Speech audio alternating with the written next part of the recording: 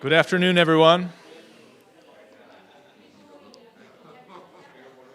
Yes, sorry about that. Good afternoon, everyone. Welcome to this week's Humanities Forum. It's a pleasure to see you all here this afternoon. My name is Raymond Hain. I'm a member of the Philosophy Department here in the Humanities program and the director of the Humanities Forum. The Humanities Forum exists to provide a regular space most Friday afternoons during the semester where the entire campus community can come together and reflect on some of the deepest human things. We do many different things, but one important thing we do is try to align ourselves with the DWC schedule. So it may be the case that some of you in the room today are thinking about 16th, 17th century Spain, Cervantes, and the cultural developments that were happening in that time period. We also try to think about the connections between the past and our contemporary world, which is particularly important for our guests today. Please now, if you would, join me in welcoming my colleague Allison Kaplan from the Department of World Languages and Cultures, who will be introducing today's guest.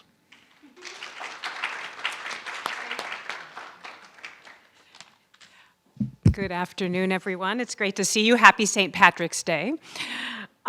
It's a pleasure to welcome Nick Jones to PC.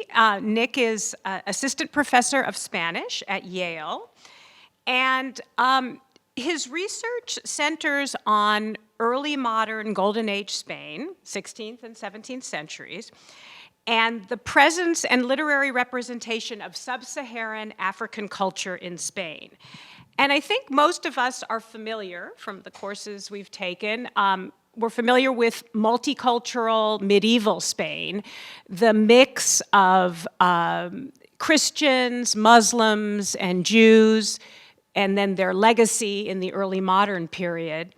But we're not as familiar, and because this group, the sub-Saharan African population that was present and very visible in early modern society, has really been ignored, not well studied.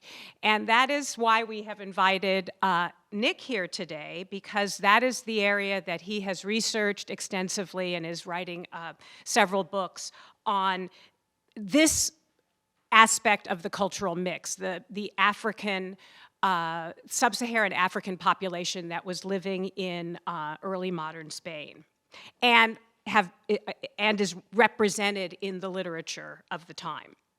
He's the author of Staging Habla de Negros, Radical Performances of the African Diaspora in Early Modern Spain. That was published in 2019, and it won several first book prizes, one from the Association for the Study of the Worldwide African Diaspora, and another as the winner of the Catherine Singer Kovacs Prize from the Modern Language Association. So it's been incredibly well received. He's working now, and his talk today will be taken in part from his new book, Cervantine Blackness, where he explores Cervantes, the whole oeuvre of Cervantes, the whole obra of Cervantes, and the way Cervantes engages with Blackness in early modern Spain. His earlier book, Staging Habla de Negros, looked at different theatrical works and performance poetry. He's also the co-editor of Early Modern Black Diaspora Studies, a critical anthology, and Pornographic Sensibilities, Imagining Sex and the Visceral in Premodern and Early Modern Spanish Cultural Production. He's co-editor of those two books. And he also co-edits the Routledge Critical Junctures in Global Early Modernities. So we're extremely honored to have you here today and look forward to your talk, Cervantes, Golden Age Spain, and the 21st Century.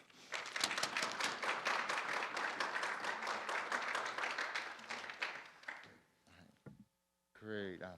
Good afternoon, everyone.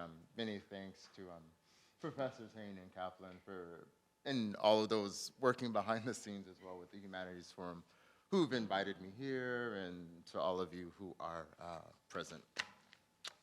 So, and also in this talk, it takes three moves. So the opening really talks about a certain section aspect of my new book, 17 Blackness, and delves specifically in contemporary issues, 21st century and such.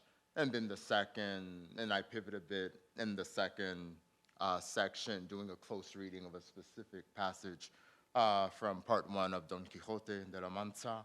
And then the third section, in a sense, goes back to contemporary issues, and it's perhaps a punchy critique of the state of the field, specifically my field in early modern Iberian studies. But I think that there's conversations that apply to and speak to, you know, what's happening in Shakespeare studies, early modern English studies, early modern France as well, perhaps. And so, just to give you an overview of how the talk will move.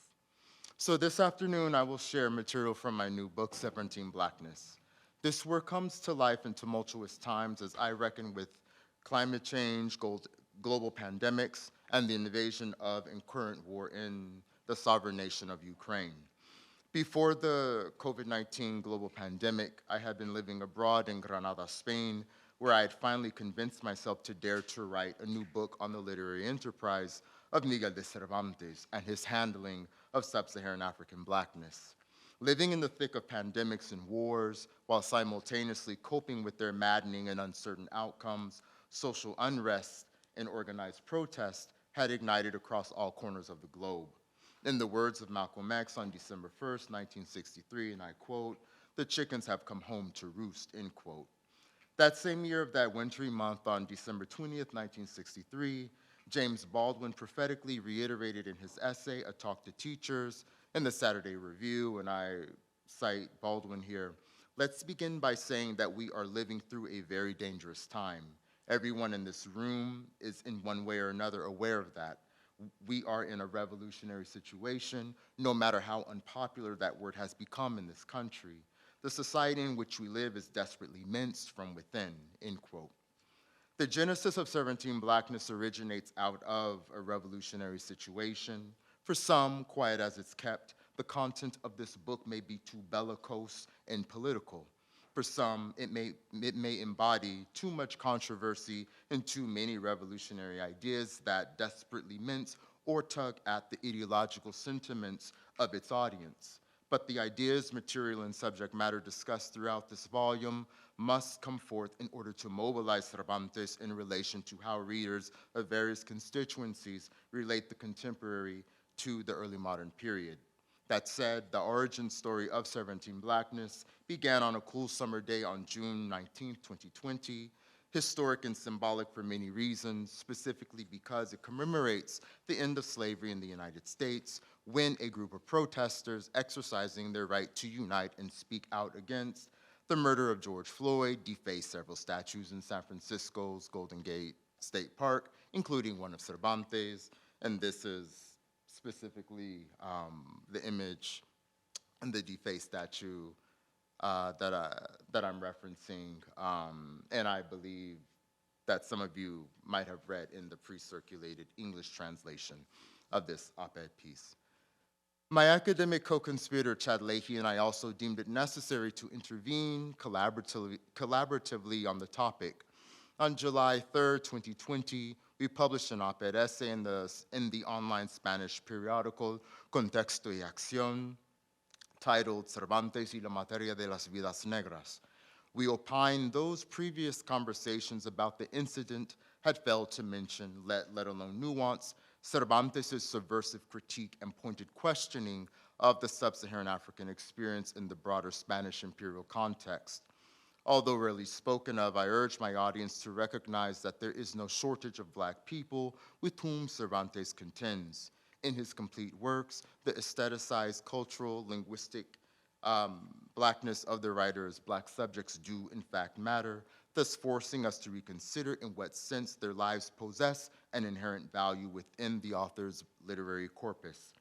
But let's not idolize Cervantes too much. I view the tagging of the Cervantes statue in San Francisco, symbolically on the Juneteenth holiday, as an effort to unsettle our personal and societal inheritances of various isms and phobias, colonialism, Eurocentrism, fascism, white supremacist ideologies that potentially have less to do with Cervantes and more to do with all forms of oppressions, these phobias and isms, so on and so forth. Again, that are not antithetical to intersecting forms of oppression against various groups of people.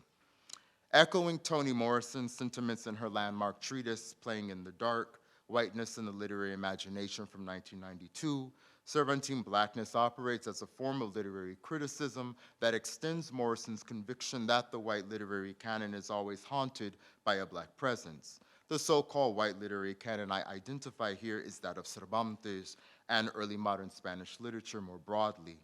In the age of Cervantes and his contemporaries, and I'm specifically thinking of Luis de Góngora, Lope de Vega, Francisco de Quevedo, Luis Quiñones de Benavente, and Maria de Zayas y Sotomayor, a span of time that covers the reigns of Philip II, Philip III, and Philip IV, Black Africans and their descendants, enslaved and free, ate, breathed, created, cried, danced, died, fenced, labored, laughed, lived, just made do, made love, planted, prayed, renounced, revolted, screamed, shouted, starved, studied, suffered, swam, traveled, wrote, and much more across the Iberian Peninsula and its colonial outposts and viceroyalties. We owe thanks to a wide array of sources, ranging from baptismal records to a slew of demographic sources that aggregate data from census reports that have pinned down African and African diasporic communities. Most recently, for example, newly released works such as Trata Atlántica y Esclavitud en Sevilla, 1500, circa 1500, 1650, and The Iberian World, 1450 to 1820, calculate Seville's enslaved sub-Saharan population to have averaged 11%. Data and numbers aside, my contemplation of the cycles of life and death that absorbed, claimed, and consumed both enslaved and free sub-Saharan Africans remains central to any other understanding of Cervantes' literary corpus and should not be permitted to hover at the margins of scholarly literary criticism. And perhaps if we are better to understand the age of Cervantes' Cervantine Blackness, then Michel Foucault's philosophical treatise on l'épistème, the episteme, or the way of representation, and thinking about the production of knowledge, of discourse, knowledge, and truth in his Order of Things from 1966, will thus clarify that my converging of Blackness and Cervantes animates new critical possibilities for ways of thinking about the broader implications of one's gaze when receiving Cervantes and his age's depiction of Blackness across media and text throughout early modernity. What I have described here categorically, conceptually, and theoretically puts pressure on the study of Cervantes' historical and literary imagination of sub-Saharan African Blackness. Organized around a multi-point engagement with a concept I term Cervantine Blackness, the book's methodology is in line with only some of the critical moves I undertook in my first book, Staging Habla de Negros, as well as previously published works. I maintain that Cervantes' Black persons and their connections to Africa, Europe, the Americas, and the Ottoman Empire cannot be drawn from a single type of source, for they are both everywhere and nowhere. As mediated by Cervantes' spirit of irony, conveyed in his writings, yet also his pulcritud, or neatly nuanced details, that simultaneously flickers before our eyes, we as readers then come to sense the writer's calibrated critique and reception of the standing of sub-Saharan African Blackness in early modern Spain.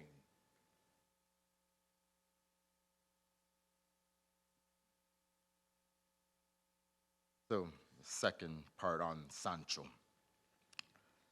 So let us get to the root of things. For many centuries now, Blackness has been big business, attracting attention and reaping raw profit, not only in the West, but increasingly in the world at large. Cervantes in Don Quixote de la Mancha, Part 1 from 1605, Part 2 from 1615, illustrates the material world of sub-Saharan African blackness when Sancho schemes a plan for trafficking black bodies. And so I'll cite the original Castilian, and then I'll read Edith Grossman's English translation. And these are Sancho's words here. ¿Y qué se me da a mí que mis vasallos sean negros? Habrá más que cargar con ellos y traerlos a España, donde los podré vender y a donde me los pagarán de contado, de cuyo dinero podré comprar algún título o algún oficio con que vivir descansado todos los días de mi vida.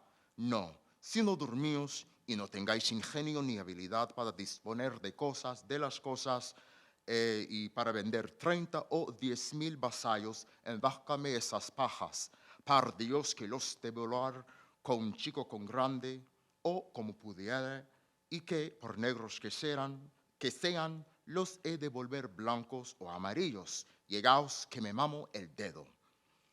What difference does it make to me if my vassals are blacks?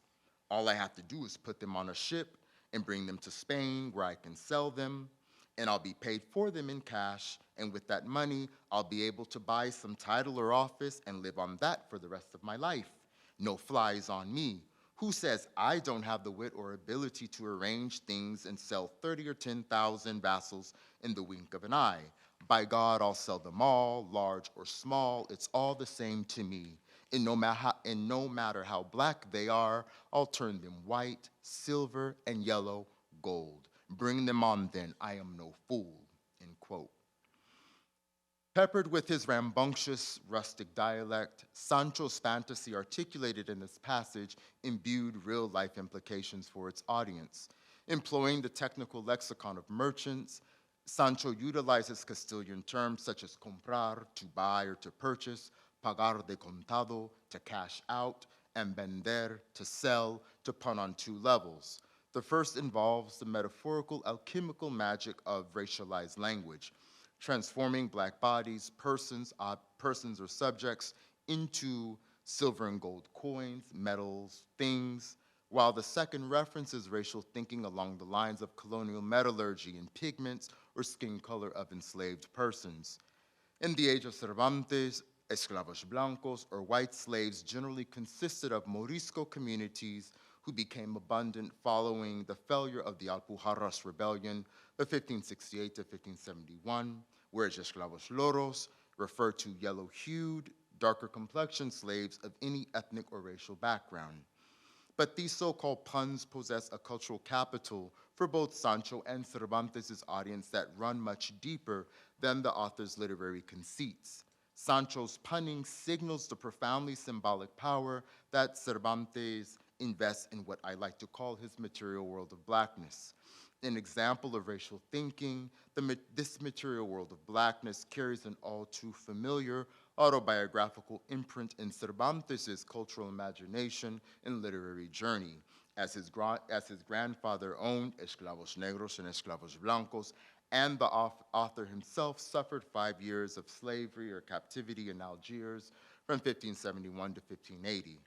The autobiographical imprint I trace here enables me to breathe an actual life into this material's intersectional materiality, thereby showing the importance of recognizing the interplay of the author's familial past and his literary corpus.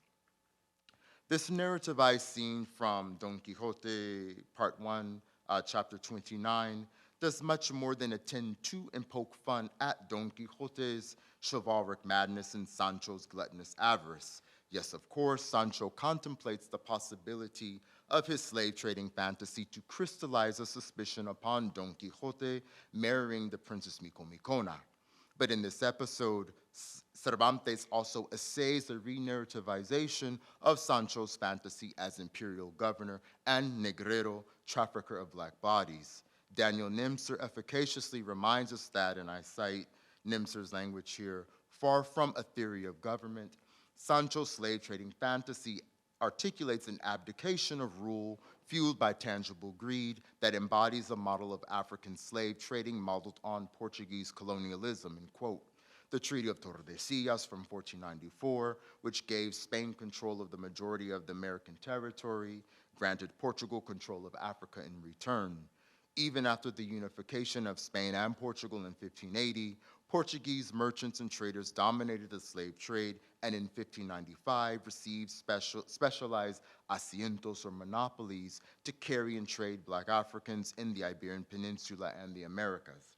What is more, the trade in sub-Saharan Africans increased rapidly after 1580 and most notably peaked around 1614 to 1615, profoundly marking the world in which Cervantes was writing the Quixote. As Alison Bigelow points out in her exemplary new book, Mining Language, Racial Thinking, Indigenous Knowledge, and Colonial Metallurgy in the Early Modern Iberian World, and I reference or cite Bigelow here, materiality has informed literary, philosophical, and art historical studies of metals, labor, race, and empire in the early modern era, end quote. Another way to look at it, this scene codifies the haptic materiality of Blackness and its sensorial effects of racialized thinking. To grasp this episode's emotive and sensorial possibilities, catalyzed by Sancho's greed and wild imagination, the narrator informs us that, and I quote the Castilian verse, "Con esto, Sancho andaba tan solícito y tan contento que se le olvidaba la pesadumbre de caminar a pie." This made him, in the English translation, this made him so eager and happy that he forgot about his sorrow at having to walk, end quote. In this context, I build on Chi Ming Yang's Marxist approach to the study of silver and other metals in order to illuminate Sancho's fantastical sensory experience. His desire to alchemically alter sovereign Black bodies into silver and gold, touching them, seeing them, weighing them, hearing them as if they were converted into aesthetic and affective value. Operative here lies Cervantes' critique of not solely Sancho's self-interested ruminations as slave catcher, but for all who embody this kind of ideology and inhumane work. A discursive critique that resurfaces in the 1613 novela El Coloquio de los Perros, where Cervantes showcases the dog Berganza's anti-Black racist ideology and sentiments. What is more, I position Cervantes at the center of 16th and 17th century political thought on sub-Saharan African enslavement, and this under-imagined and under-theorized scene by Cervantine criticism foregrounds what I like to call a Cervantine blueprint that catalogs the complex ways in which the author wrestles with his society's paradoxically complex representation and understanding of sub-Saharan African Blackness. Sancho's sensorial affect and desire, euphoric, frenetic, frenzied, conveyed here cannot conceptually, historically, nor ideologically be dislocated from how we codify Cervantes' critique of capitalism qua slave trading as it relates to the institutions of captivity, colonialism, and slavery. A figurative accountant or bookkeeper of some sort, Sancho and Don Quixote, far from cosmopolitan Europeans, concretize Cervantes' literary adaptation of Europeans who believed sub-Saharan Africans to occupy the same economic and symbolic register as gold and silver did. These Africans become a form of specie, a reliable coin that rendered them into financial instruments. To fully grasp the magnitude of Cervantes' underlying discomfort with and scorn for bondage, captivity, and enslavement, we must not overlook the history of slavery's deep economic and ideological valences. Via his literary characterization of Sancho and its correlation to real history over the course of the 16th and 17th centuries, Cervantes, I argue, simultaneously sheds light on and reckons with the business of slave trading work. Simply, Cervantes builds meaning into the role of capitalism in African slavery. An argument can also be built around Cervantes' own life when we think about the interconnected economies and politics of captivity in Algiers, his rescate, the ransom or rescue, and his bureaucratic document, Información de Argel. In doing so, Don Quixote, Part 1, Chapter 29, demonstrates how Sancho's expressed greed for transforming black flesh into gold and silver participates in the constellation of early modern ideas related to civility, currency, population, and trade that form the ideological foundation for the logics of race. I concur with historian Jennifer Morgan's infinite insights laid out in her book, Reckoning with Slavery, Gender, Kinship, and Capitalism in the Early Black Atlantic, where she prods, and I quote Morgan here, "But questions remain as to how slavery might be understood, not just as bound up with the emergence of capitalist economies, but as constitutive of commerce, value, money, and the new cultural logics embedded therein," end quote.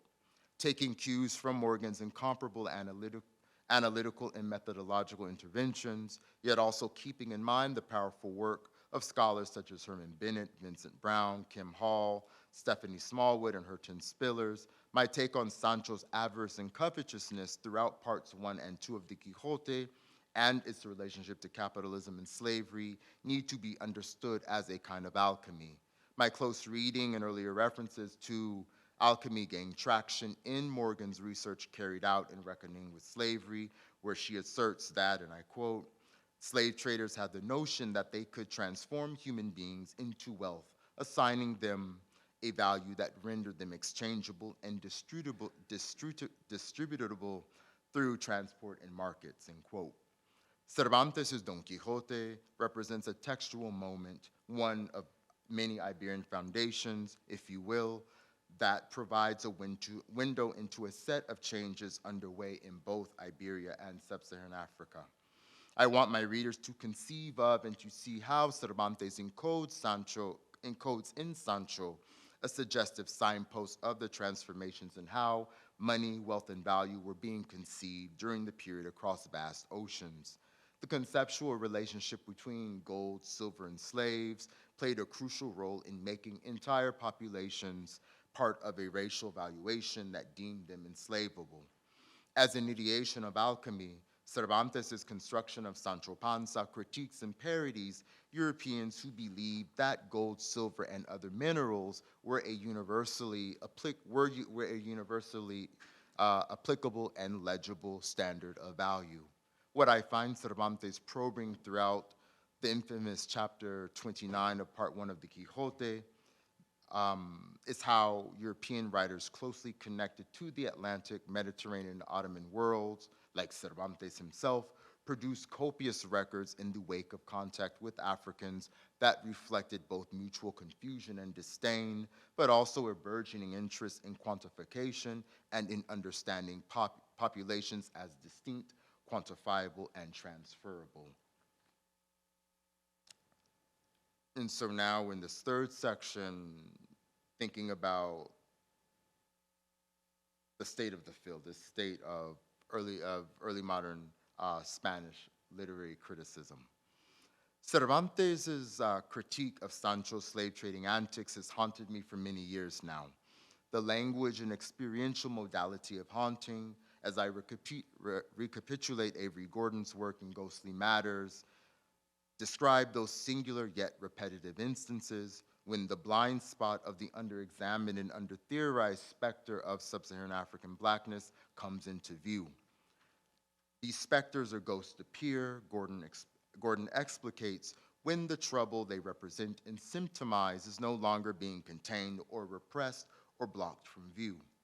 Since the first time I had ever encountered Cervantes' black figures, such as the black eunuch Luis and the enslaved black girl Guiomar from El Celoso Extremeño, the unnamed black woman housekeeper and her boyfriend in Coloquio de los Perros, and the representation of black Madonnas in the posthumous Byzantine novel Los Trabajos de Persiles y Sigismunda from 1617, Cervantes' many references to blackness, aesthetic, cultural, geographic, embodied, linguistic, within and beyond the Quixote, have always compelled me to expose readers within and outside of Spanish literary studies to the author's under-imagined and under-theorized motley crew of black figures.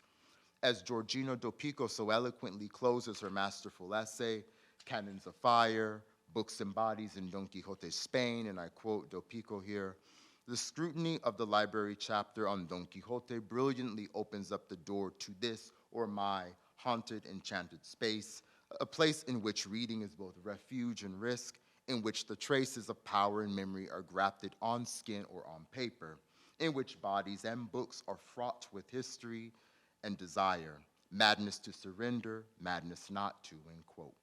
I repeat, since the first time I had ever read these lines as an undergraduate in the early 2000s, to having closely examined them with undergraduates and graduate students in the recent years, Cervantes' 1605 reference to Black Africans in the Quixote has always compelled me to analyze these under-imagined and under-theorized assortments of Black African characters in his complete works. Surprisingly, to date, no scholar has examined the salient role Sub-Saharan African Blackness has played in the complete works of Cervantes.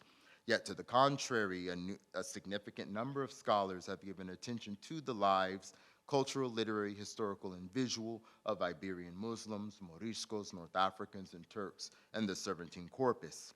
Since the 1980s, European, North American, and South Asian scholars of early modern English studies, most notably experts of Shakespeare, have laid important groundwork for examining the tenability and utility of placing critical race and post-colonial readings of Blackness in conversation with early modern English cultural and literary studies. I encourage my fellow early modern Hispanists, Cervantistas in particular, to follow suit.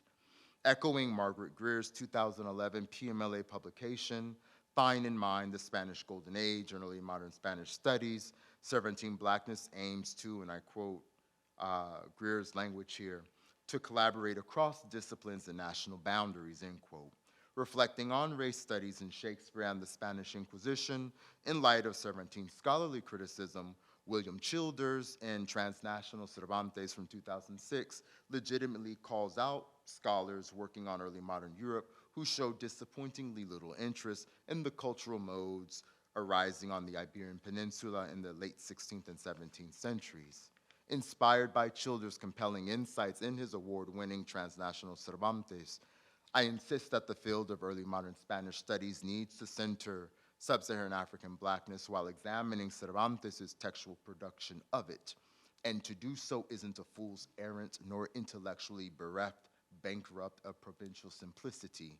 What is more, scholarly criticism among certain factions of Cervantine studies and its adjectival, genealogical, and institutional consolidation and footing, and I'm specifically talking about the idea and a notion of an Instituto Cervantes, a Casa Cervantes, and the like, remains to this day extremely traditional and resistant to forward-thinking approaches to the author's body of work. Another way to read the terrain, Cervantes, as presently idolized by some Cervantistas on both sides of the Atlantic and arguably worldwide, stands a literary bastion, an icon whose image should not be forcibly misread and sullied by such scholarly pursuits with which I wrestle in this book. Cervantine Blackness instead braves the scholarly and popular lore that quickly stresses ideological contortions. My Cervantine Blackness intervention dares to address and unpack the efficacy of Cervantes' handling of Sub-Saharan African Blackness because the critical analytic of Sub-Saharan African Blackness tends to have a penumbral presence in the field due to the fact that Cervantine studies across scholarly generations, geographies, and factions often thinks of Blackness as a decorative contribution rather than integral to, let alone a part of, Cervantes' oeuvre that transcends the Quixote. If, as Dopico suggests, and I quote again Dopico's language here, Don Quixote playfully and starkly reminds us that behind every book is a body, and with it a madness, real and imagined, a genealogy, authentic and forged, a history remembered and forgotten, end quote. Then how could we not finally, for once, reconfigure Blackness in its categorical capaciousness in terms of a book-body relation that calls African and African-descended peoples into being as subjects or objects? But let's not be idle readers here about excavating the untapped reservoir of scholarly possibilities Blackness provides in Cervantes' and his contemporaries' writings. Cervantine Blackness embraces the important charges put forth by Childers and Greer in its interventions. This book catalogs the complex, yet at times conflicted, ways in which Cervantes writes about Black Africans, their descendants, and the presence of sub-Saharan African culture in early modern Spain. As such, I assertively reiterate the following. Cervantine Blackness does not take interest in reifying calcified narratives that link the so-called representation of both continental Africa and diasporic Africans to and with animals, and I'm talking about canines, felines, and primates. Nor does the book seek to prove Cervantes' Black characters' agency and humanity, nor does it, in an antithetical antagonism, entertain Afro-pessimistic death-dealing. To conclude, Cervantine Blackness allows me to consider how Cervantes narrated Blackness not merely as a racial category of racialized colorism, but more interestingly, in light of the cultural, ideological, linguistic, performative, and textual contours of such a critical fabulation and formulation. Drawing upon my understanding of Cervantine scholarship and my own theorization of Blackness in the early modern Iberian world, I suggest we unarrange or arrange anew and shift our critiques in and of the author's narrative rendering of Blackness. Narrative is always an act of selection, framing, editing, adjusting, and silencing, and Cervantes' writing of Blackness, autobiographical, literary, historiographic, or otherwise, is not exempt from this recursive process. Ultimately, Cervantine Blackness positions Cervantes as a thinker who channeled both the shortcomings and value of Black Africans' aesthetic, cultural, historical, and political maneuverings in the Spain of his time.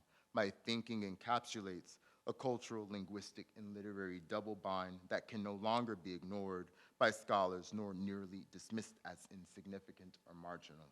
Thank you.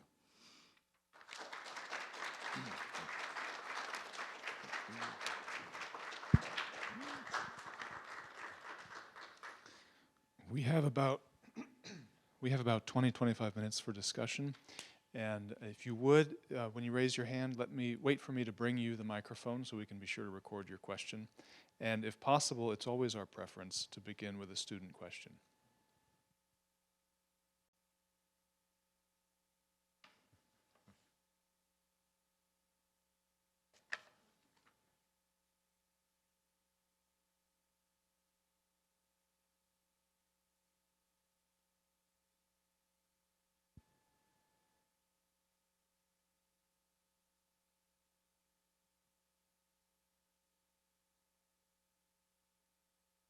Some of you know that I'm famous for letting students wait in silence for 10 minutes, which we could do this afternoon if we need to.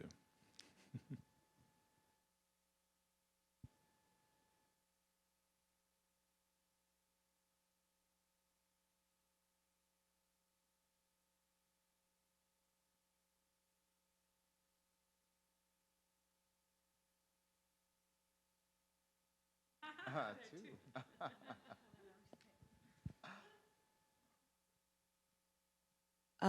So I'm curious to know what initially drove you to look into this theme of Cervantes. No, right, no, lovely question. So let's see. A lot of it, because I'm also thinking about what I have in the book, because obviously this is a much shortened, abbreviated version. So definitely going back to this statue here, I mean, I would say like the beginnings, origins, genesis of this project has a lot to do with California. So in the book, there's the chapter 1 of the book, which is a bit more theoretical, answers that your question as in terms of thinking about public history, public monuments, statues, and when did this July 3rd? Yeah, so July 3rd, 2020, a little while ago. My dear colleague Chad Leahy and I, we saw, we heard about this defacing of this, this infamous statue in San Francisco. I didn't want to do it, but he was like, let's write something. I was like, Chad, I don't want to do this. But, I conceded and, we co-authored this piece. And with my spin and contributions, kind of just like stepping back a bit and just thinking about, especially in this type of genre of public writing and op-eds and such, thinking about how to simplify and synthesize my own feelings and positions about, in many ways for me, the very willful and deliberate um, rejection of and erasure of um, Blackness and Cervantes. That was one, origin, impetus, inspiration. At the time, I was living in California, in Davis, the Davis West Sacramento area, close to the, an hour or so away from the Bay Area. And so when I was really in the thick of writing the book in this first chapter, I was encouraged to, again, step back a bit and explain to my readers California, because this is, something very unique to California, what's going in California, San Francisco. And so for me, that was, again, writing out of my comfort zone, thinking out of my comfort zone. I'm not a historian or scholar of California by any means. So I did some, research and digging and reading Joan Didion's work about what was happening, Haight-Ashbury area and such. And so that helped me think through and sort of connect in really different ways about, again, public history and monuments. What does it mean? Again, especially, folks that are, your guys' age who are protesting and unhappy with and discontent with perhaps, the state of affairs in this country, even globally, obviously. Yeah, so I would say that's a lot of it has a lot to do with that. Again, stepping out of my comfort zone, really, and thinking about statues and monuments. What does it mean for groups of young people, especially, to come together and protest and to topple over statues and to spray paint them, so on and so forth. So I would say that that's definitely that's one angle, and I would say, the more direct, obvious angle is realizing, as I've said before, that there's this huge gap in the scholarship,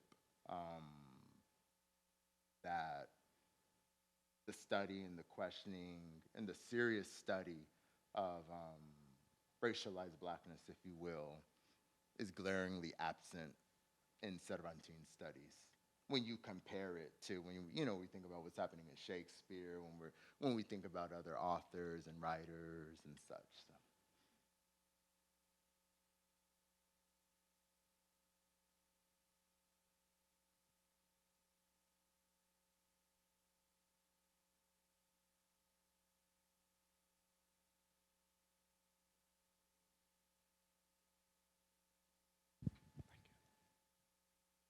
Hi.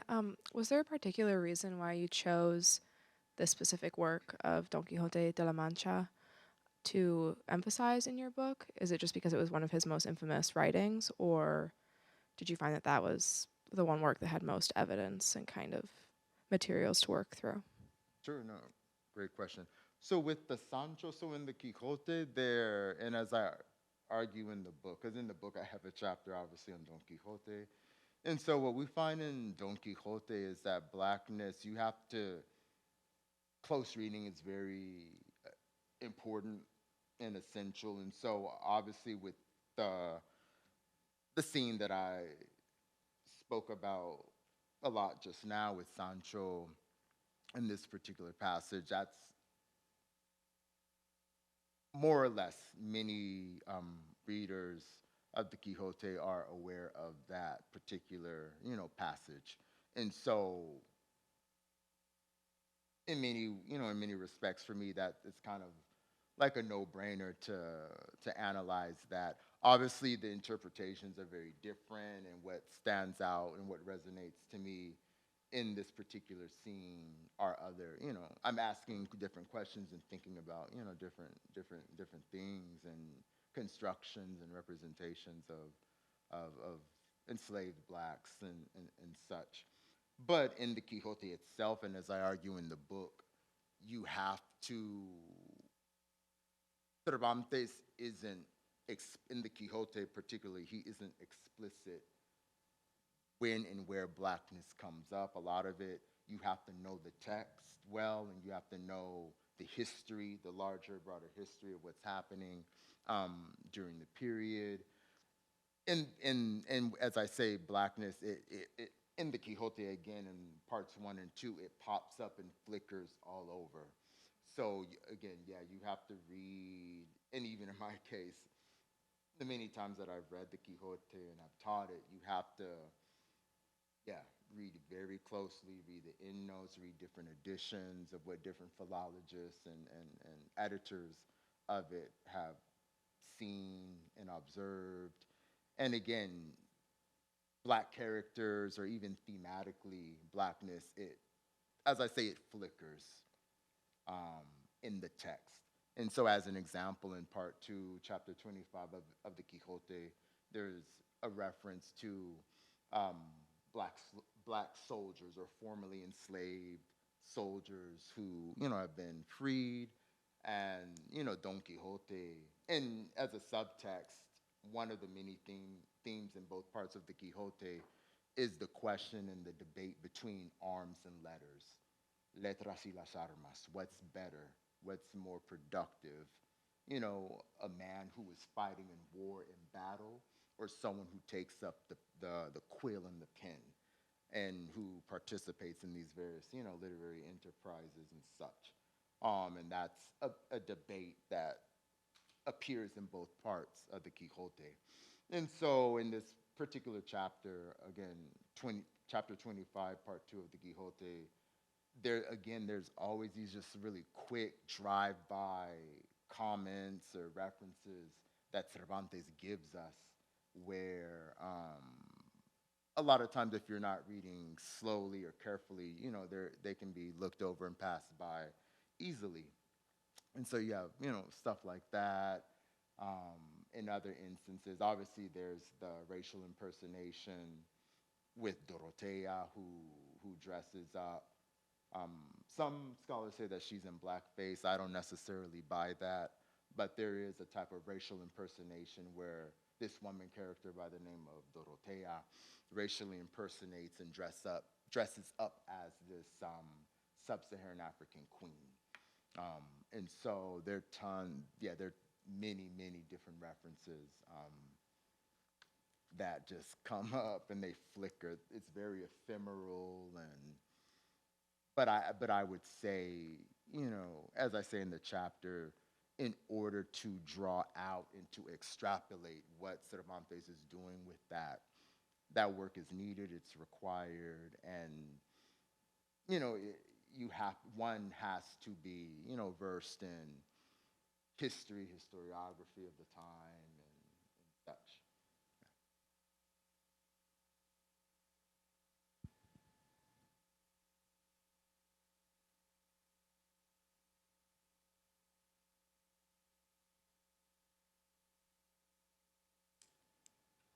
Okay, thank you very much for your talk.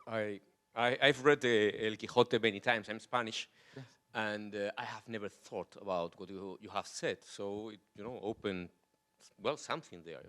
I think it's a very interesting topic. I'm sure you know that in Spain they are trying to prepare new editions of El Quixote, changing things, getting rid of language and things like that. I'm sure that most high school and even college students do not really read El Quixote and do not really understand El Quixote because the language is so, elaborate and things like that. But well, I was thinking, trying to connect or to link your really interesting talk to this, what you have written there. La obra cervantina nos obliga a reconocer la centralidad de las voces afrodescendientes. So it makes it, mandatory, compulsory for us to acknowledge the central character.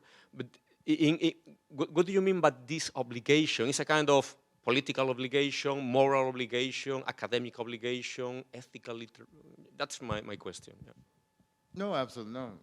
No, good question. I would say that absolutely. It's all, yeah, I would say that it's, all of the above, and it, again, it requires us and behooves us to, again, ask certain questions, to open our minds to different narratives and paradigms that we've inherited, that we're taught and socialized to believe about different groups of, different groups of people. I would say definitely it's, whether one takes it seriously or not. I would say that, I mean, most definitely, it's about time that these types of questions are being asked, and being tackled, I would say. Because again, for other, you know, non-white, non-European groups, they are in many ways, as the scholarship has shown us, they're given the benefit of the doubt, or at least taken seriously in terms of asking certain questions, thinking about their particular relationship to or connection with such a canonical or iconic figure as as Cervantes. So I mean, again, I would say definitely it's an ethical issue. It's a moral one that I think is important to, one that's worth taking up and tackling. I'd like to ask if I could. I really enjoyed your close reading of that scene with Sancho. Might you be able to give another nice example, kind of like that? Maybe not from the Quixote. Sure. Yeah. So let's see. I know I had referenced from the exemplary novels from 1613, and it's in the colloquy of the dogs, el coloquio de los perros, and in that particular, so where blackness comes up, and again this question of not just an issue of slavery or the enslavement of blacks, but going back to ethics and morals, there's a broader moral question that I would say Cervantes puts out there, puts on the table, for us as readers to think through, to reckon with. And in short, one of the dogs is clearly very, very racist, xenophobic, and says these very violent and deplorable things about the enslaved black woman who's in the household. In the text, she's unnamed, but we're told as the dog, as the conversation is happening with the other dog between Scipione and Berganza, in short, Berganza is, having a fit over the fact that their master is treating this black woman better than us. And, she's given treats and she can run freely in the house, so on and so forth, and she's not put in her place, she's not put in check. And Berganza goes at lengths to say that if I were the master, and he uses very, vulgar, he calls her the B word and all this stuff. And he was like, if it were me, I'd put her on a rack and break her back like the Portuguese did their slaves. And so this very, you're throwing it back. You're like, well, okay, that's, a lot. And so there are moments like that where, in short, thinking about ethics and morals, and in these exemplary novels, there's always this question of, of the what's the moral of the story, the takeaway, so on and so forth. And so that I would say that's a lot to chew on, to think about, again, what could Cervantes mean about this? What is he implying? What is he critiquing, taking issue with? Who's more of the animal? And again, that's a very, baseline interpretation, but there are other, ways to chip away at that particular dynamic, that what's going on, in the book, I have another chapter that's focused on a black eunuch by the name of Luis in El Celoso Extremeño. And in the scholarship, has mainly read that short story in the context of the New World and looking to the Americas. And for me, while I acknowledge that type of reading, I'm more interested in framing El Celoso Extremeño and Luis, again, this black eunuch, his maneuverings and his machinations in this particular household, looking to the Ottoman Empire, the Ottoman world, and harems, and thinking about Islam and such. So, yeah, those are, for me at least, two examples that stand out. Also in the book, even though it's not about Cervantes, but I have a chapter on Maria de Sayas, who serves as when you're talking about the exemplary novel, she's a foil. Sayas and Cervantes work as a foil to one another in that particular corpus of the novela, the short stories, which can be traced back to Boccaccio and so on and so, frame tells and things. And so in Sayas, there are two black characters who stand out. And for me, my interest in this particular chapter is about interracial intimacy. Because again, in the scholarly interpretations, it's always about how racist Sayas is. And it's like, okay, yeah, duh, that's a no-brainer. And so for me, I'm more interested in thinking about how Sayas pairs and represents these black and white relations and this intimacy and such, which she departs, I argue, in very dangerous ways from what Cervantes does in his representations and treatments of slavery and the black characters that pop up and come up in his works. Is it fair to say that, and this is a second example from Cervantes, both similar a little bit to the Sancho, that Cervantes uses characters who are partly comic, partly lower status, to critique, to investigate for the purposes of an ironic distance or critique? Sure, I mean, perhaps? I would say that it's all of the above in many ways, because again, with the case of Luis, he's essential, even though there's scholars who would say otherwise. Alban Forcione being one of them, in his very established, books on El Celoso Extremeño. But for me, Luis, this black eunuch, is integral and central to the evolution and the plot of what happens in this short story.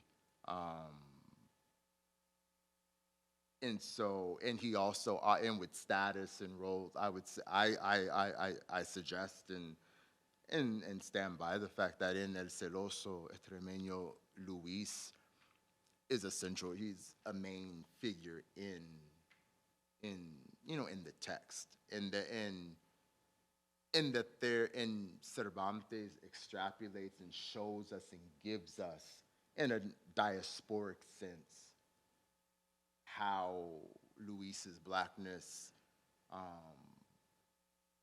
unfolds, what it means, whether it has to do with music. In the text, again, reading the text carefully, Luis's his voice is described as atiplado. And so atiplado is this high pitch. It's a voice that's high pitched and can go in the higher treble ranges, but the text also tells us that Luis's voice can also go down to the lower bass baritone registers. And so in that chapter, I look at and turn to sound studies and do musicological readings and thinking about the castrati from Italy and opera music in Cervantes, which was so important, particularly not just in El Celoso Extremeño, but in all of Cervantes' works, where music is always there, musicality. Luis is also connected to, or perhaps racialized, for his love or proclivity for music and playing the guitar. And so for me, as opposed to going the easy route of saying, oh, this is a racist stereotype, I really pick apart and trace the evolution and the musical history, the instrument history, if you will, of Black guitar players, in placing Luis in that broader 16th, 17th century transatlantic but also Mediterranean world of Black guitar players. And so those are the types of analyses and questions, yeah, that really motivate and propel the way that I'm thinking about these. I think we have time probably for one more question, and before getting to that, let me remind you that we have a reception just down the hallway in the great room. Please come and join us after we conclude.